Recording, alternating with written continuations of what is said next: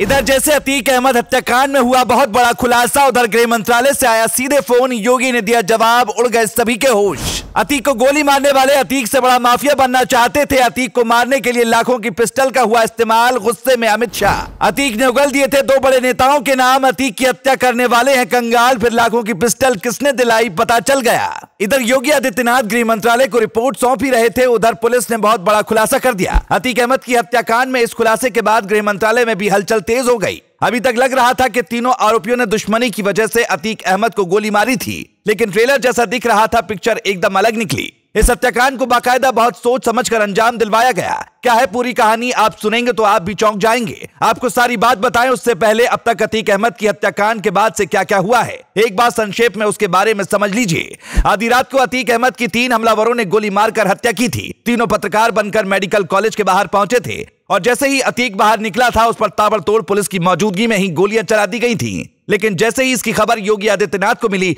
उन्होंने डीजीपी को तलब किया और आला अधिकारियों के साथ पूरी रात बैठक करते रहे। योगी 1 मिनट भी नहीं सोए और ना ही अधिकारियों को सोने दिया और उत्तर प्रदेश के सभी जिले में धारा 144 लागू करते हुए हाई अलर्ट जारी कर दिया गया। डीएम और एसपी को सड़कों पर भेजा गया ताकि किसी भी तरह से कोई माहौल खराब करने की कोशिश ना करे। इस मामले में अब तक राजनीति भी तेज हुई है। विपक्ष योगी सरकार को खराब कानून व्यवस्था के मुद्दे पर घेरने की कोशिश में जुटा हुआ है। इसके अलावा प्रयागराज में इंटरनेट भी बंद कर दिया गया है ताकि किसी भी तरह का बवाल ना हो सके। योगी के ताबड़तोड़ एक्शन के बाद गृह मंत्रालय से भी सीएम कार्यालय में फोन आया और सारी जानकारी गृह मंत्रालय को दी गई। योगी आदित्यनाथ ने बाकायदा एक रिपोर्ट गृह मंत्रालय को सौंपी है, लेकिन यहां तक तो मामला ठीक चल रहा था, पर इसी बीच पुलिस ने ऐसा खुलासा कर दिया जिसके बाद अमित शाह का भी गुस्सा 7वें आसमान पर पहुंच गया होगा। दरअसल तीनों आरोपियों के पास से जो पिस्टल बरामद की गई हैं, उनकी कीमत लाखों में बताई जा रही है। मीडिया रिपोर्ट के मुताबिक जिस बंदूक से अतीक अहमद और उसके भाई अशरफ को मौत के घाट उतारा गया, वो तुर्की में बनी है। तुर्की में बनी इस पिस्टल का नाम है जिगाना। बताया जा रहा है कि इसकी कीमत करीब 6 से 8 लाख के बीच है और इसी तरह की 3 पिस्टल का इस्तेमाल अतीक और अशरफ को मौत के घाट उतारने के लिए किया गया। लेकिन यहां पर हैरान करने वाली बात यह है कि यह पिस्टल इन तीनों आरोपियों के पास कहां से आई और कैसे आई, क्योंकि इनके पास खाने तक के सही से पैसे नहीं थे और ये गरीबी में अपनी जिंदगी जी रहे थे। ये पूरी तरह से कंगाल हैं। पिस्टल की कीमत सामने आने के बाद ही इस हत्याकांड की गुत्थी एकदम से उलझ गई है। सवाल यही है कि जो खुद भुखमरी और गरीबी से जूझ रहे हैं, उनके पास लाखों रुपए कहां से आए और उन्होंने कैसे इस महंगी पिस्टल को खरीदा।